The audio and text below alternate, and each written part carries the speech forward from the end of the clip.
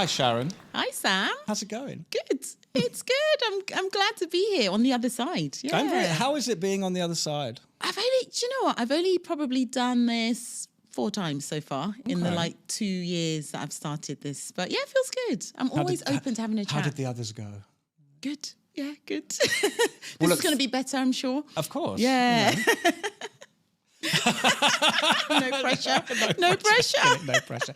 But for the sake of everyone watching and for ones that are not familiar with who you are, then please introduce yourself and tell us who you are. So I'm Sharon Missah. I'm the founder and host of Let's Talk DXB. Let's Talk DXB, I say, is my second baby because I have a son who's 5 years old. But it's definitely been birthed, and we'll go through the why and how it came together. But it's a podcast, media platform, community around authenticity, diversity.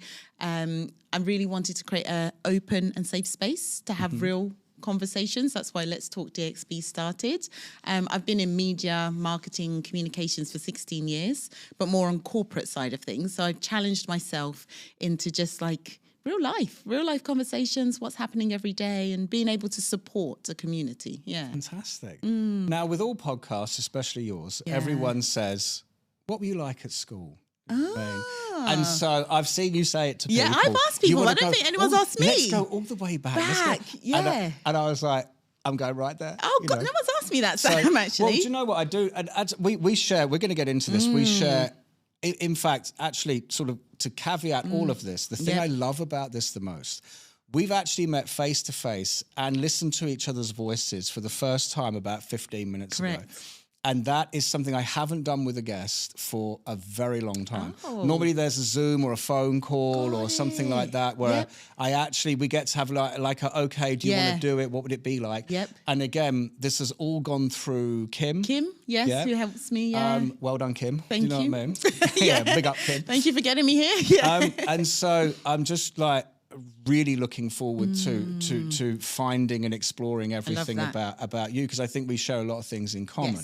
Yeah. So with you, where did you go to school? Where did you grow up? Yeah, good question. Okay, so I was born and raised in West London. So a lot of families still based in West London. Then my dad transferred to a place called Felixstowe, Suffolk. Not a lot of people have heard of it. I call it my village. So very small, more like a retirement place. A lot of elderly people. There's Pebbled Beach. It's really relaxed, but not diverse, not multicultural at all. Better. I was there just the summer gone. It has gotten better, but we were the only Black African family in the village, the typical statement there. And so, a big chunk of my childhood from the age of 5 until I went to university was in Felixstowe, Suffolk, actually. And it was nice, peaceful, safe, completely understand why my dad, brought us there. But there was definitely a big thing around identity, I think. Now, as an adult, looking back, and a lot that I've been doing in terms of like, who is Sharon? Who am I now? Really just living in authenticity and trying to be my true self. It was a big thing around identity because it was just, at the time, me and my older sister, and then my younger sister was born, little girls that looked like me, actually. So, schooled in Felixstowe, but it's a lovely place. I took my son there over summer, very peaceful. I appreciate it now as an adult, trying to get out of the hustle and bustle of like city life. But I spent a big chunk of my time, in Felixstowe. What was it, what did you like at school and dislike at school?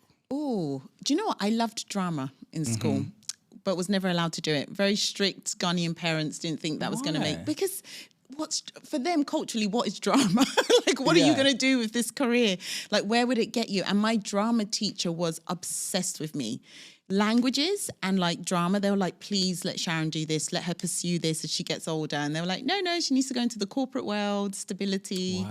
Yeah. So again, now like tapping into my creativity, it all kind of connects actually. So I can see where all this is coming from. Yeah, exactly. And I look at my son, who's very social, very theatrical, and I'm like, this was literally me as a child, but I just never really got to explore it any further. And who are your like drama role models? Oh gosh, drama role models. Do you know what? I've always been a kind of romantic, so I've always liked the fairy tale love films and love stories. So the actors that Sleepless in Seattle and all of those kind of romanticized dramatics around love, etc. I've always been in my fairy tale mode. So I think as a child, because I didn't tap into it that well, I could never sit there and say, oh, you know, I loved this person. I just loved being on the stage and I loved kind of acting out and being able to be myself and connecting with so many different people through that.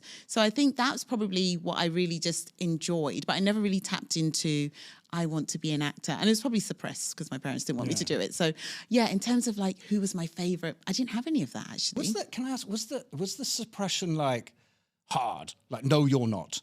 Do you know what I mean? Or it was, you can do it 20% as long as you get, you know. So no, you're not. Oh, it was a hard no. This is a cultural dynamic. Yeah, if you know anything about African culture, it's like, no, because we want you to pursue something where we feel like it will be more stable and you can grow your career. And again, culturally, a lot of things, doctor, lawyer, you know, all of those jobs are the ones that you should be aiming for. So for a drama teacher to tell my parents, oh, I think Sharon should like study this as her GC. No, it's never going to happen. Right, no. It was not going to happen. No.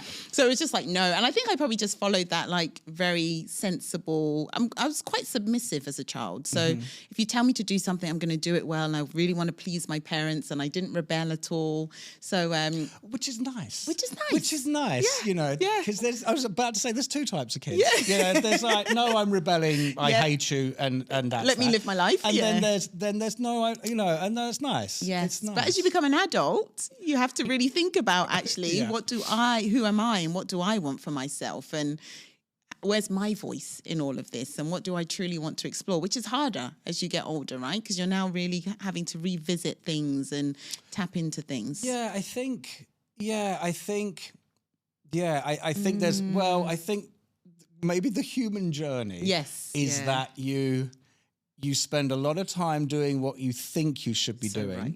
And then maybe in so many ways you kind of realize as you get older, no, I need to now do what I want to do. I don't know, maybe that's just the quintessential midlife crisis, you know, where you start to think the fire's getting bigger and bigger to do what I want to do. True. Yep. And and I don't know if I don't know if there's enough encouragement early in life. No. I mean, I've got some guests coming up, which is all about the schooling system. Oh, that would be interesting. They have this narrative, which is that things need to change because kids are getting to an age where that you can see their passion for sport, drama, singing, this and that, and they're being told no.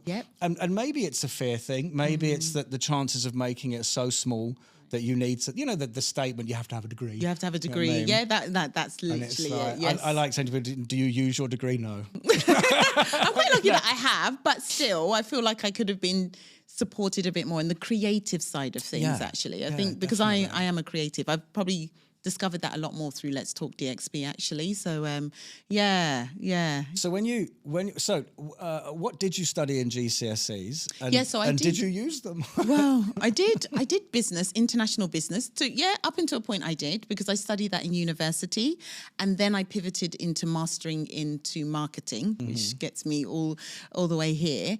So I've used it up into a degree. I've always been in a corporate environment, so that kind of knowledge around business, international business. Obviously, I support multiple markets in my day-to-day corporate job. So I think, to be fair, there's elements where it has served me well. Of course. I just think, obviously, I'm in a season now where I really am trying to tap into the type of content that, you know, fires me and what I really enjoy. And, different side of, like, my creativity, I think. Yeah. So when did you notice that, you know, the fires starting... Okay, it's a better question. When did you notice that the fire had been ignited? 3 years ago. Nobody just wakes up and goes, do a podcast. No. It's like, but what started to chip away at you? 3 years ago, so I went through divorce. So I filed for divorce. I was married in my relationship for 10 years, and I had a 2-year-old son. And I think it's that very sensible Sharon is not the decision was sensible and the reasons were right. But that very sensible Sharon who doesn't rock the boat literally woke up and was like, this is my life and this is not how I want to live it. And I deserve better, I want better, all these things. So the personal stuff that was happening in my life actually fueled this, actually, what do I want? What do I desire? What do I deserve? What am I good at? Who do I want to be? And doing that later on in life was a big like, oh, but I've always followed and ticked the boxes. So it was quite scary at the same time. And I started Let's Talk DXB because I was probably just fed up of suppressing a lot of like, life looks perfect and I go into my corporate job and I smile and I do my job well, but there's a whole stuff going on in the background where my world is just shaken up. And I think whilst I was being shaken, I was actually just unlocking the true Sharon and my true identity and my self-worth and who I really wanted to be through a really difficult time.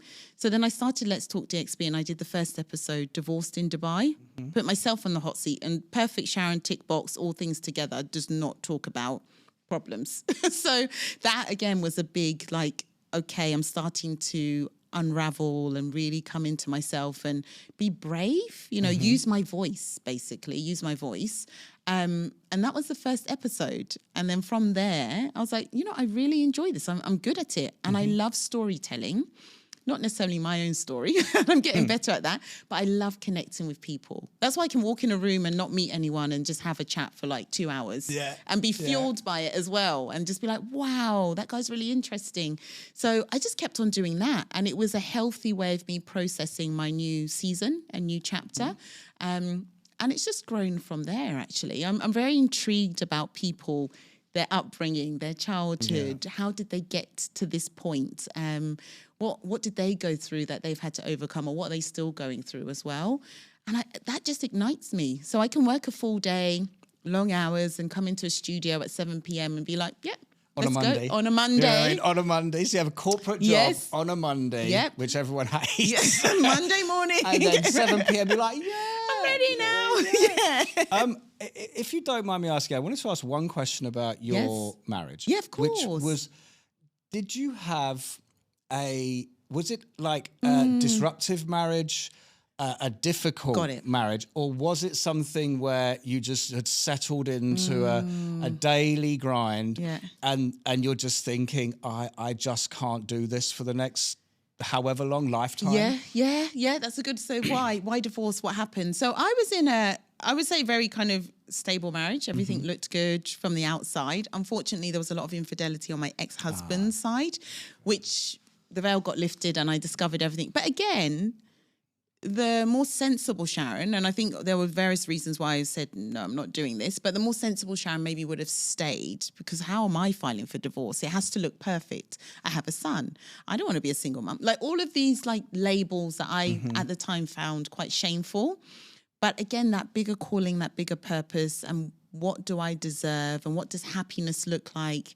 And I'm very big on my peace of mind. So, and also I'm and everyone's different. And I know that, there's different dynamics why people do things and all of these things. But for me, my values and my morals just didn't align. When your whole body's just telling you, like, this is not your person. This is not something that I can do. And not everybody does what you do. I get it. But I just couldn't sit with it. That's all I could say. I could not physically sit and accept that dynamic. And nor should you.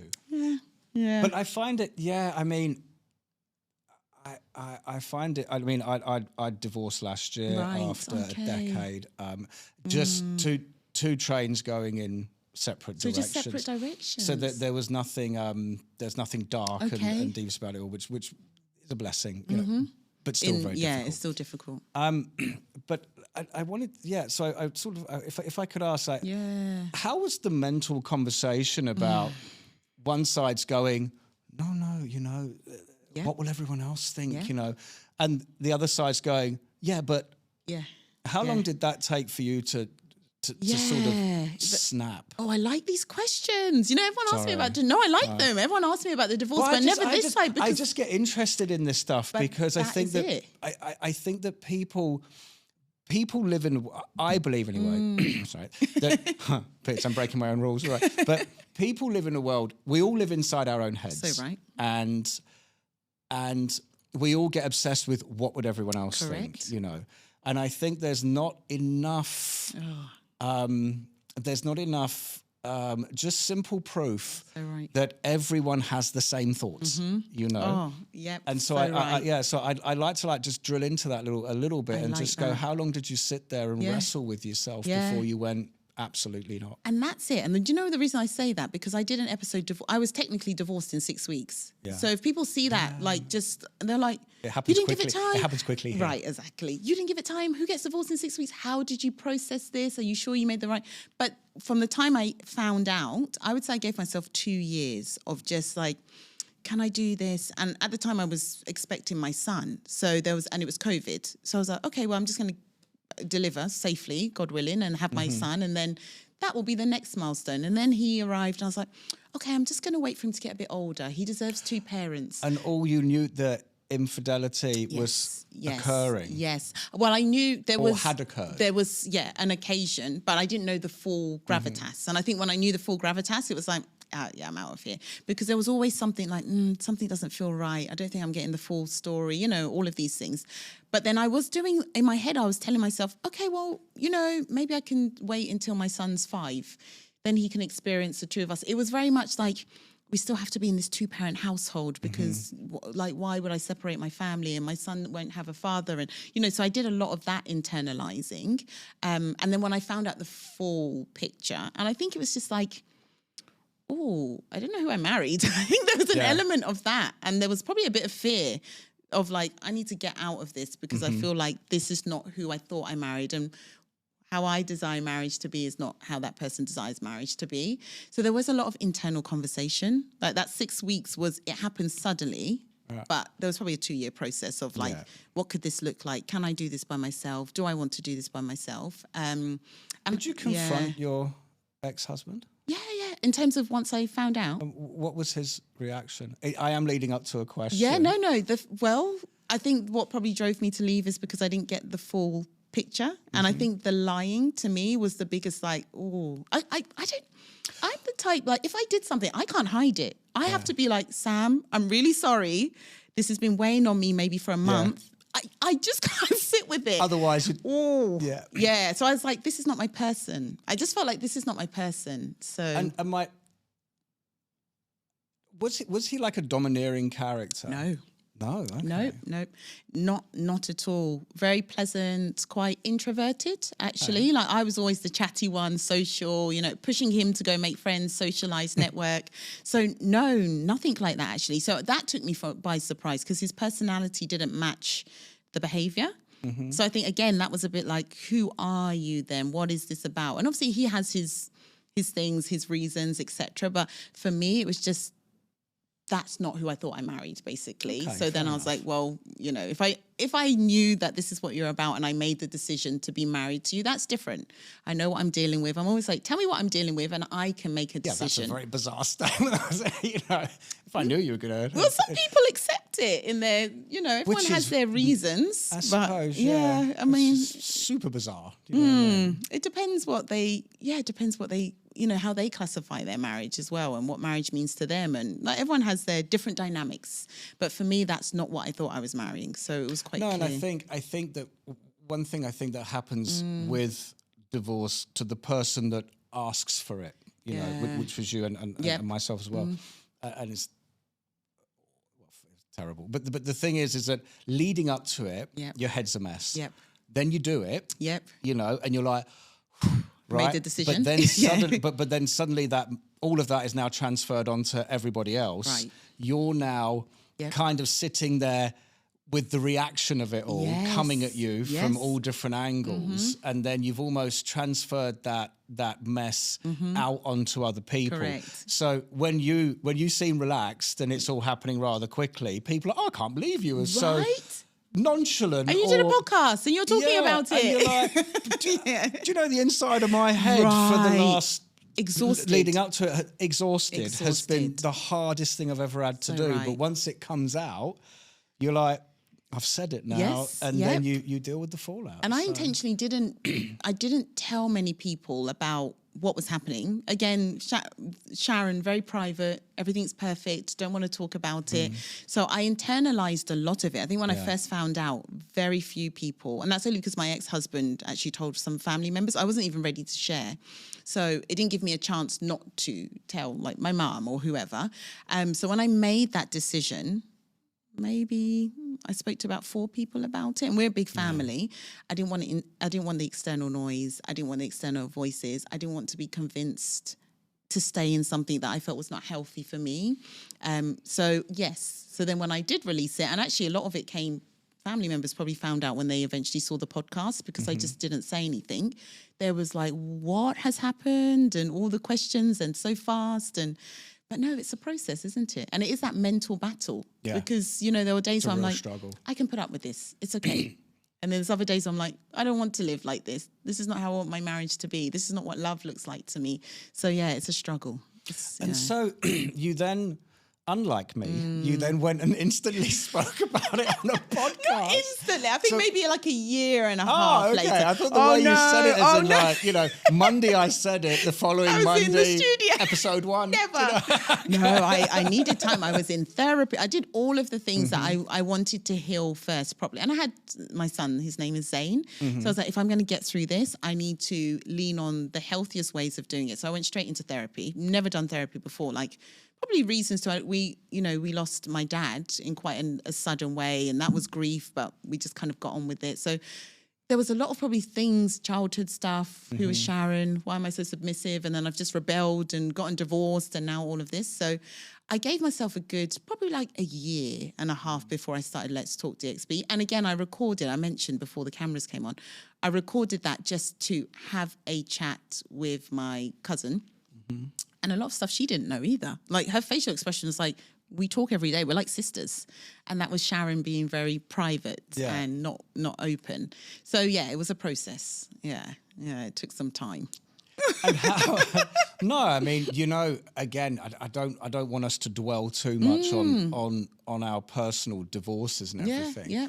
But I also, one thing I would say is that I don't know how many people understand how hard it is, even though you said it. Yep. And even though you experienced the things that you said. Yep. I actually had a guest on recently that had a lot of domestic violence in her relationship. But she even said, once away, the toughest thing was to get out of love with the person. Oh. And that I think people don't understand is that, yes, you ask for a divorce, but then you break up. And it's extremely tough. And it goes on for, like I say, a year. I totally get it. It goes on for a long time. I'm going to say something do you know what? My personality type is, once I've made that decision, that tough decision, and I think a lot of people are like, oh, so, you don't miss your ex-husband. Because I didn't know who he was. So I went into this, the person that I thought I loved was this person, but the reality is he was this. So I didn't have that bit of like trying to fall out of love. I think I had the bit of grieving what I thought my future would be, like the life my son would have, the family unit, but because of the individual that I saw him to be through his actions, that actually switched off quite quickly for me. So it actually wasn't that. I think it was the grief of, now I'm a single mom. I hate calling myself a single mom. Now I'm so open. Like, I'm so proud that I'm able to raise. But there was a lot, and I think there's cultural nuances to it. There was a lot of shame of being a solo mom. So I think it was that battle and the grief of like, we spent 10 years building a really nice life for ourselves. So, now I have it to rebuild. How old is Zane? He's 5 now. So, lucky enough to not be exposed or understand possibly. He still remembers. Well, I think he still remembers that dynamic of like his dad being in the house, and obviously he has his own relationship with him. It looks different now. So even that was difficult because I think he was also thinking, oh, okay, daddy's not here today. What's happening? So even having certain conversations with him at such a young age, just for him to understand that gap. I didn't want to ignore it because a lot of people are like, he's young, he won't remember, but he fully does. So, I think it was grieving the life that I thought I would have, but not necessarily missing that person. My journey was a bit different. And so in grieving the life that you thought you were going to have and that's over, is that a trigger for now, Let's Talk, where you were like, right, I can't have that. Yeah. But now I've got freedom. Now do what I want, you know?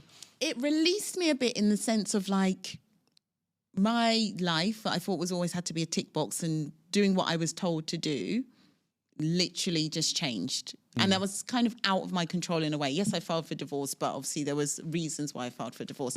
So I think it released me to be like, life it pivots, and there's different seasons, and it's not a straight line, and it's not that fairy tale. Because like I said, the movies, right? I loved the love stories and the Sleepless in Seattle and the fairy tale. I think I just had to have a bit of a wake up call that, you know, the journey will look quite different. So it freed me to be a bit more open. Like, Let's Talk a try. Let me be a bit more vulnerable. Let's see where it takes me. And I enjoy it so much. So I found like a passion through that for sure. And it challenged me to be open, because if you knew me 6 years ago, there's no way you could get me on a podcast talking about my divorce.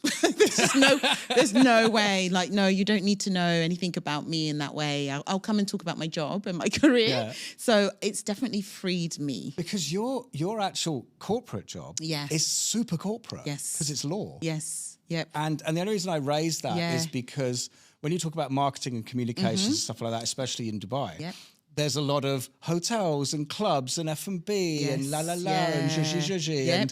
And so, again, I've done 2.5 decades in hospitality. And when I saw you were marketing and communications, I was like, oh, we can talk about marketing. And then I looked at the background and everything, and I was like, wow, that's a mile away from, you know, it's like, serious marketing. So how do you market law? Do you know, how do you sell people? You know? And so for you now to have this very expressive podcast, like there's a, I wouldn't say Jekyll and Hyde, but there's definitely Bruce Wayne and Batman. For sure. You know? And I love that for me though as well, actually, because again, I've always been quite career driven. I think my parents instilled it in us, and they've always been like, work hard, do your own thing, you know, have your independence. So that I'm grateful for, because that's allowed me just even to kind of know how to look after myself, right, and my son. But I've always been quite, I guess, rigid before, quite rigid, and this is all I'm going to do, and my career is my world, my job title is everything.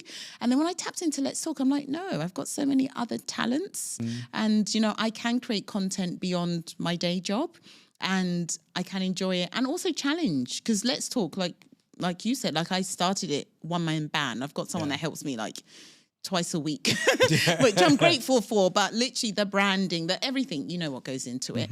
But also it challenged me to be like, I can create something just from an idea, and I've put it together, and it's living and it's breathing, and it's really challenged me to be like, do you know, I want to do this. I'm going to do this live event, and I want it to look like this, and it happens.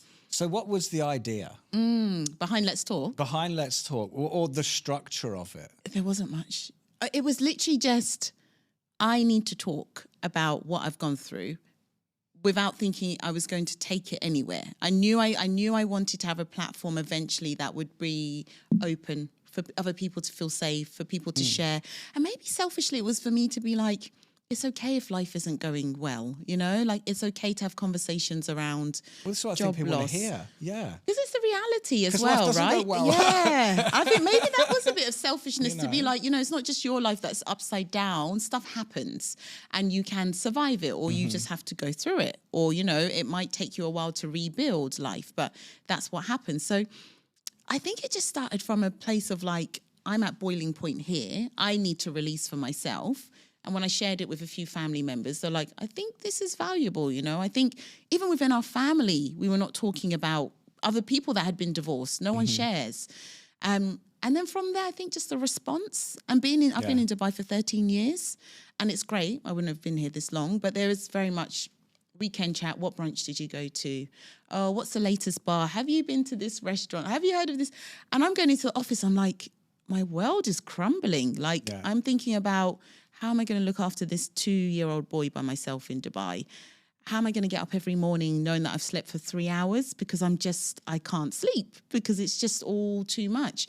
So I was like, gosh, there must be so many other people that probably want safe spaces to be like, I don't care about a pool day. I actually need a community that can help me navigate divorce, or I'm struggling with this. And I think that's where it came from. So there was no like formalized structure of I'm going to build Let's Talk and it's going to do this. I think as the episodes went on and me hearing the feedback from others, I'm like, okay, there's a community they actually want to meet in person. Let's do a live event then. Okay, this topic seems to have resonated well. Let's take this out of the studio. Okay, this person says, oh, I think you're really talented in this, Sharon. Why don't you come and speak to this group? Okay, I'll go and speak to this group. So it's just been quite organic, actually. And your podcast, you don't edit, do you? Am I like minimal? So when I say edit, you don't. Scripted and sorry, I've sort of. It's the easy way to say is when you watch it, you can see the guest's head is jarringly shifting because they're sharpening up the statements and they're taking out little bits where I notice you don't do that, and you have a very free flowing sort of tone to it all, which is great. It's really important to me because again, I like these types of conversations. Obviously, the person needs to feel comfortable, and I say minimal edits. If there is someone that says, you know, I've said something about my ex-husband or my ex-wife, and I actually don't want that message to go out, and I was just too fine. I'm going to respect your safety, but we haven't had that, and a lot of times there is this intro, you know, call. Maybe it's half an hour, and I'll say we're going to go down this route. It might not even turn into that, but I think that's what's driven. You know, that's what's drawn people to Let's Talk. The authenticity of people just coming in and just conversating and being quite genuine in what they have to share.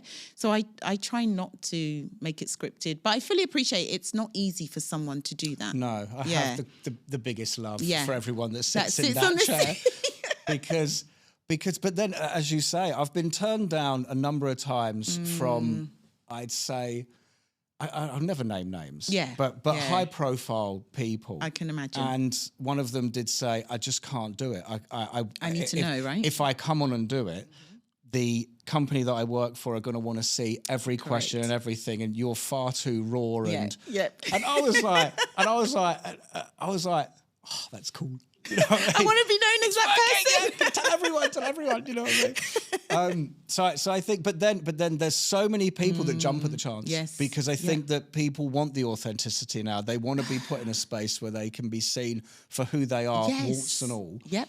And I think, you know, I think people that's been love missed it. for a while, right? I mean, if you look at social media, it's quite curated, and the perfect this and the perfect relation, very curated. It's completely curated. So I think people are exhausted, especially people that are actually just doing life and trying to navigate and actually want to learn from others. Like, Let's Talk for me selfishly was like, I have learned from every single conversation, whether my mindset has shifted or whether I've picked up something new that's going to help me to propel in my career or parenting, or I've done like your podcast. It's quite a diverse range of topics, right? I've had so many different people, but I love that as well. I think that's important for Let's Talk.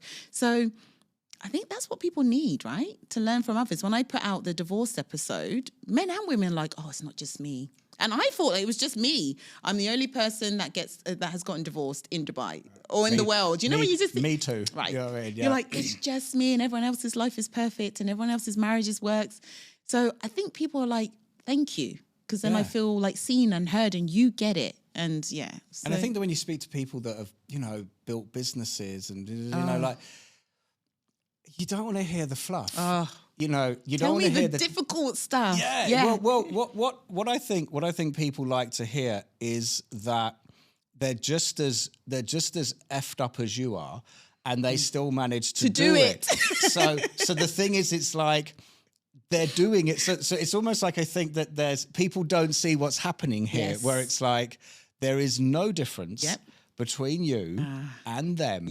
And look, I am not successful yet. You know what I mean? But you've built something. But I'm hoping to create something of value that does go on to serve me very well. No doubt about that.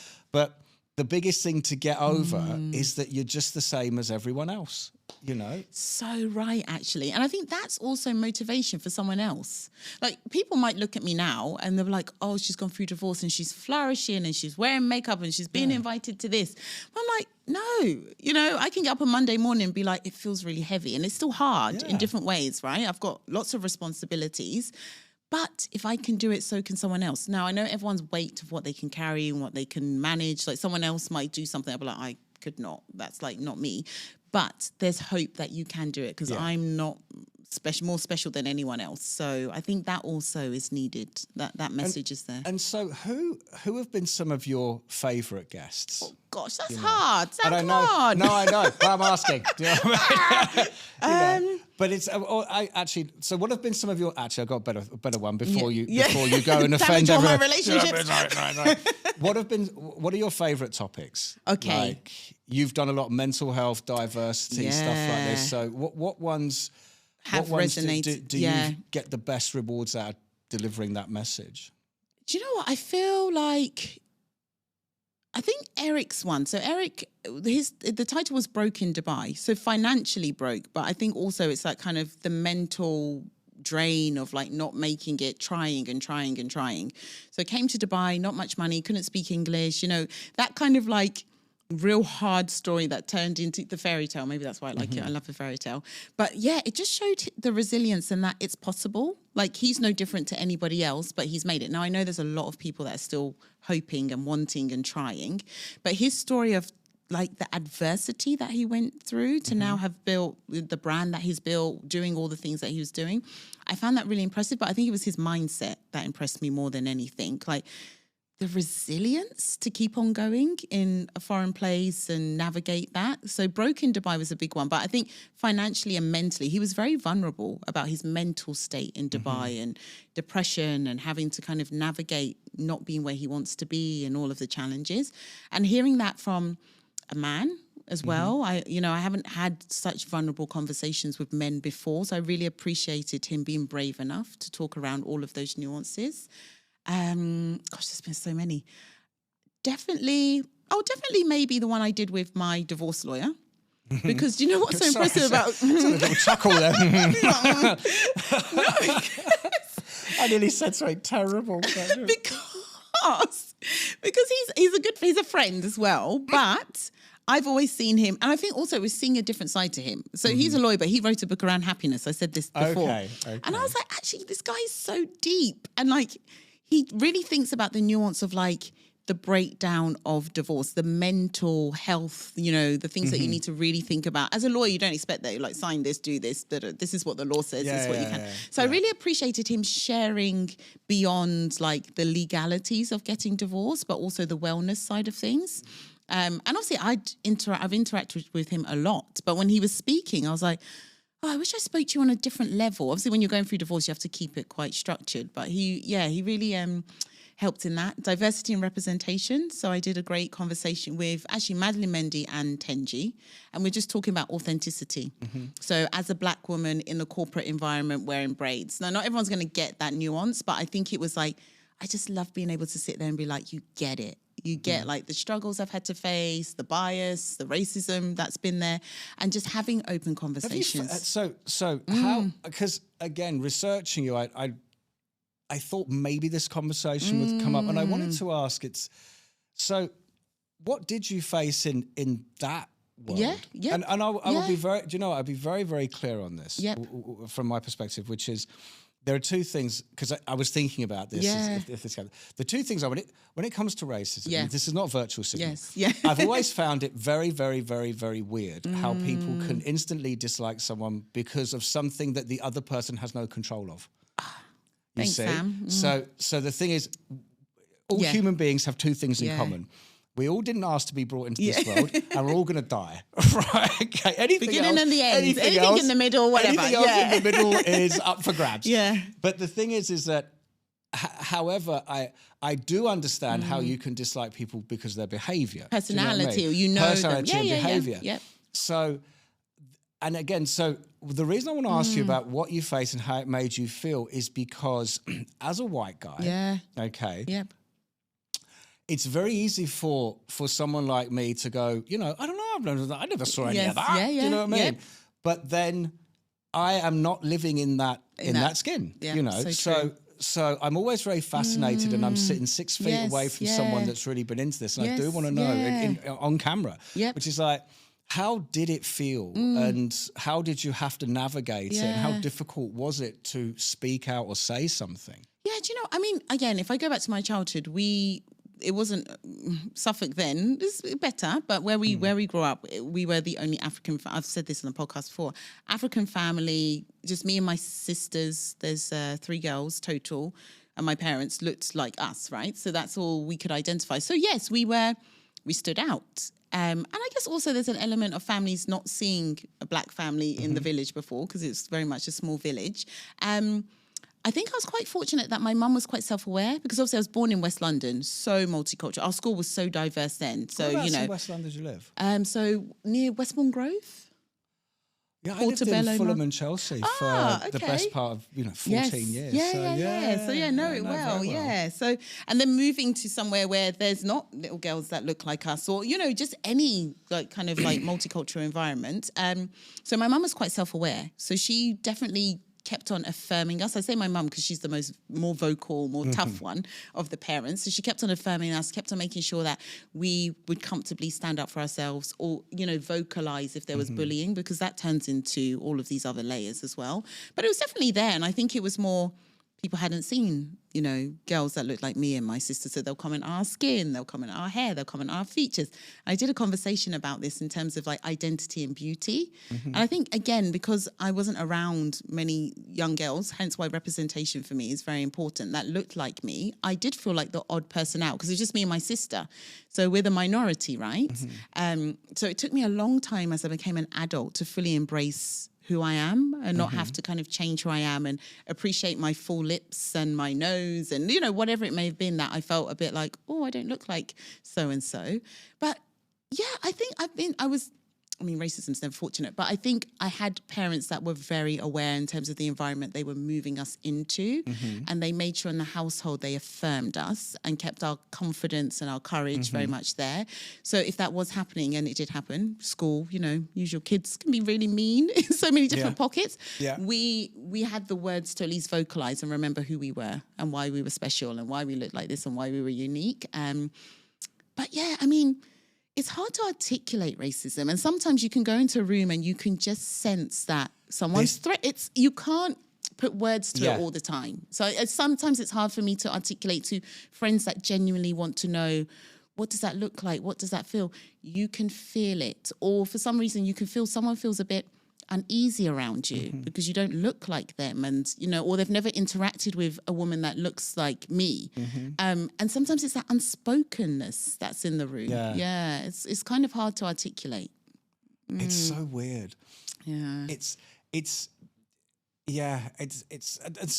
not because, again, I don't want to say something that might get me into trouble, by making any type of assumption or anything like that. But it's like, how do you? So, I wanted to ask as well, how do you feel the big? So, sorry, I'm getting all word salady. Yeah, no, it's fine. How do you feel about how diversity has progressed and how it's going? And I come from a position of, I watch a lot of football, of course.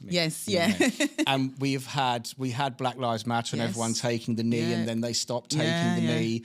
And then you think you're getting somewhere, and then on the opening day of the most recent football season, Bournemouth football player straight away, gets hurled abuse from the stands, and you just think, is any of it working or I feel like, 2025, we're not where we should be, unfortunately. Human beings, human nature, perception, bias. There's a long, deep-rooted history of this as well. There's pockets where, personally, I've found that it's gotten better in certain situations, environments. But I think there's more that definitely, I couldn't be naive to say, it's all rosy and everything's great and everyone's equal. But it's not there yet. I think it will take a long time. Will we get there? I don't know. My experience now as an adult in different environments, different people that I meet, I'm not experiencing it as much as maybe when I was younger, growing up in Suffolk and, being the only family, but it's there. It is there. I can't sit there and say, has it gotten better? I don't know. And everyone has different levels of experience. Yeah. Get into trouble for this. Do you think there's a whole generation that just need to age out? Do you know what I mean? No comment. What I mean by that is that in the last 10 years, in the last 10, 15, look, I was born in the 70s and I Yeah. grew up in the 80s. Yeah, And yeah. 80s England, if you look back at comedians and television shows and the Yep. general way everything was on screen, you look back at it, you just go, Yeah. Yeah. you know, that it's almost a It was in cliche. your face, It's almost a yeah. cliched statement where they go, you couldn't get away with Yeah, that yeah, now. Do you know what I mean? But also you couldn't do things that were being done Correct. 15 years ago, Yep, or 20 years ago correct. now. So my thought is it's not like a statement of lots of people having to just disappear. Yeah, yep. It's like as Gen X Yes, go into the latter stages, you Yeah. know, let's say Gen Z, Gen Alpha, when they make it into their 50s and 60s, they're not going to have, you know, them looking back at the 80s would be the equivalence of me looking back at the 30s. Agreed. Yes. You know, and then Yeah. you're looking at it from such a distance. different mindset, yeah, for and sure. maybe at that point, these things would have really sort of taken on a much healthier perspective. I don't know, because also sometimes it's embedded, right? So Yeah. I don't know. That's a tough one. I don't think saying yes would be like, oh yeah, then it means racism would never exist, and there'll be more acceptance. But because sometimes it is institutionalized, it's embedded, it's kind of something that has just been going on for years. There's a subtle kind of acceptance to it in a way.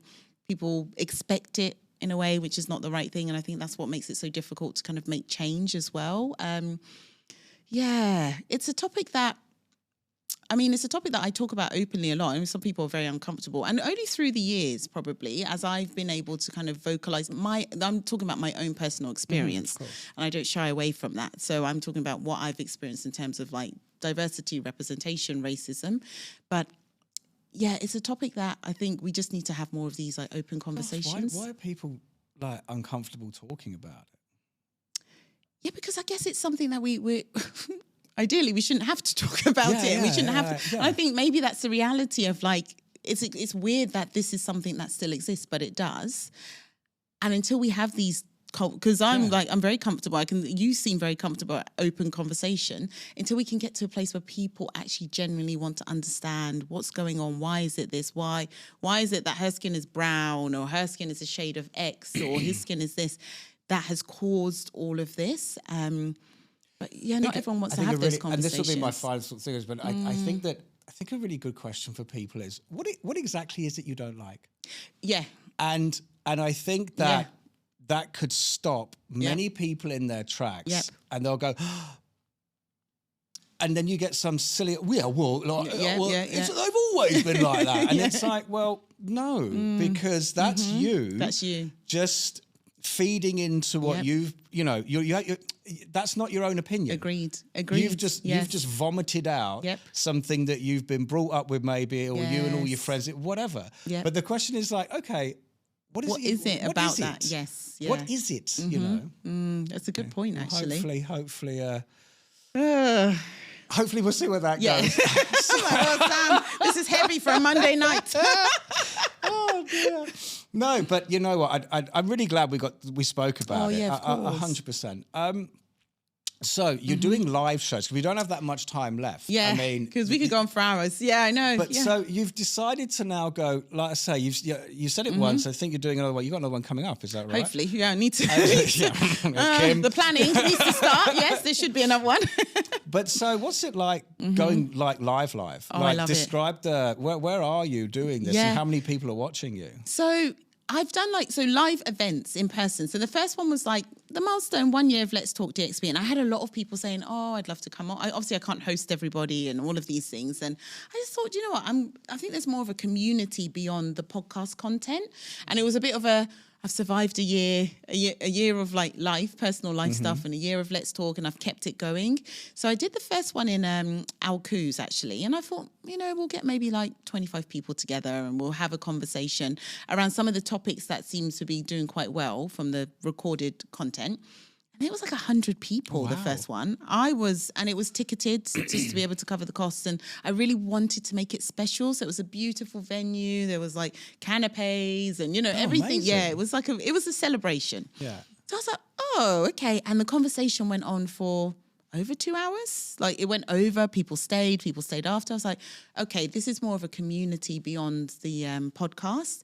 So then I did a second one. I was like, let's see where it goes. Again, could be small, a topic that seemed to resonate with a lot of people.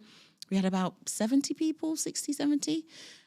So again, it's more just like, okay, there seems to be a need for this. I love meeting new people. I love bringing people together.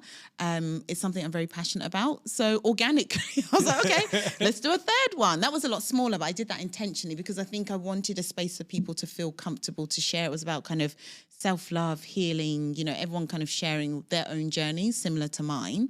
And that was in May. So you have all the audience participation? Yeah, it's fully like, yeah. So I'll have it so there's obviously a topic so people know what they're coming to as well. And then I'll have some experts in the room to add value in terms of like their expertise. But it's fully like out there to the audience. Like I want to hear from them, right? Yeah. And people want to share. So that was the community feel. And I've just loved it. Yeah. So have you come full circle from wanting to, now it's not about, because it's not podcasting is not a performance. No. Especially what you're doing, what I'm doing. Yeah, it's not at all. You can't, as you know, and I know this, and it is a fact, after 10, 15 minutes, people drop the mask psychologically. Yep. So there's no performance. You are actually watching Sharon, Sam, you know, this hearing sort of the views, all the emotions, everything. But so as you had this early essence to be in front of people creating something. Yep. Have you finally come all the way back round and there it is? Sam, you're good. You're good. Literally, I was having this kind of conversation with myself 4 months ago. And I was speaking to a lady actually, and she was like, if you ever want to know what you were supposed to do, and that's why I'm so intentional with my son, I study him, I watch him, like, oh, he's good with this, is go back to your childhood. Yeah. And when she said that, I was like, because everyone's like, you can naturally talk to people. You know, you can go into a room with, whether they're a CEO or whatever, you respect their culture, you feel their energy, you know where to go, where not to go with them. And I was like, yeah, this is basically kind of that, whatever my drama teacher saw in me, the talent of like this little girl being able to, you know, engage with an audience, engage with adults, be confident on stage, public speaking. I'm literally just doing what, you know, I've been designed to do, I guess. Yeah, but that's awesome. Yeah. Like I say, it's another one of these great stories where there it was as a kid. Yep. And then you've gone and respectfully so and correctly followed, you know, followed the path that all kids, you know, feel that they should be doing. Yeah. And then it suddenly comes back out of you. Yep. And then there it is. Here I am. And so I have to ask, what do your parents think of the podcast? Oh my goodness. Yeah. No, go back to work. No. You should be CEO. Do you know what? This is what is actually interesting. So when I did the first one and thinking the topic that I did, I thought my mum's gonna be like, do not share that. Because A, we don't share culturally, you know, all of these nuances of like why I would not be on a podcast talking about divorce. But she was like, I'm really proud of you. You know, I think you should really go. And that was enough for me to be like, okay, if she gets it, it's still that kind of little girl wanting approval, you know, wanted to kind of like follow what my parents wanted me to do. My dad's passed actually, but he was an entertainment journalist. So he loved music. So my favorite song. Hang on, your dad's an entertainer. So he was always he was always an no. Was that why he was telling you get off the stage? Like you'll this is get what's killed, so interesting. You'll get so creamed. in his heyday, he was an entertainment journalist. So he'll go to like the clubs. He loved music. Like even now in Felixstowe, our family home, his vinyls, his CDs, like there's loads of them. Yeah. So we've always had this kind of like this creativeness probably from his side. But then he went into like customs and corporate and, you know, very sensible. Okay. Yeah. So, so I feel like I get that kind of journalistic side. He was very social. My mum is actually a very social woman as well. So definitely that creative side has come from him as well. So I know he's probably like, I could see it in her all this time. But I've also kept that sensibility of, you know, I'm still in a very sensible job. I'm very responsible. So yeah, I think he'll be proud. I think he'll be proud. 100%. Yeah. Well, look, we've come to the end. Yes. The time has absolutely flown. Oh my gosh. And do you know what? I really respect the conversation we've had because we've obviously tackled some topics that we've very, very interesting and tricky. Yep. But then that is the nature, I think, of what we're doing. Yes. And that type of thing we're trying to sort of say and send, which is as awkward or difficult as it can be, the more we talk about it, Correct. the easier it gets. Yes, I hope, anyway. I love, this has been so easy. So easy. I've been up since 5:30 and I'm still like, we could go for another 2 hours. So yeah, thank you for making me so comfortable. No, my pleasure. And as I ask of all the Tasty Humans guests, and I like this one for you, which is, if there's only one thing you could say to, you know, a Sharon individual coming out of school, Yep. and, you know, not knowing what way to take, but if you could only make one statement, what would it be? I think follow your passion. And I say that because I know it's not easy to do. But I think eventually, hopefully, God willing, you will get full circle and get there eventually. So I think from an early age, if you identify that and you really tap into it in whichever dynamic, maybe you do it on the side, whatever it may be, but definitely just don't ignore that kind of like that fire that you have in your belly, that, you know, that thing that you know you're good at. I think follow it. Yeah, that's definitely what I'd say. Fantastic. Sharon Missah, thank you so much for coming on. I've really, really enjoyed it. Thank you. And let me know when the next live event is. I will give you an invite. Thank you so much. No worries. Have a good evening. Thank you. Bye.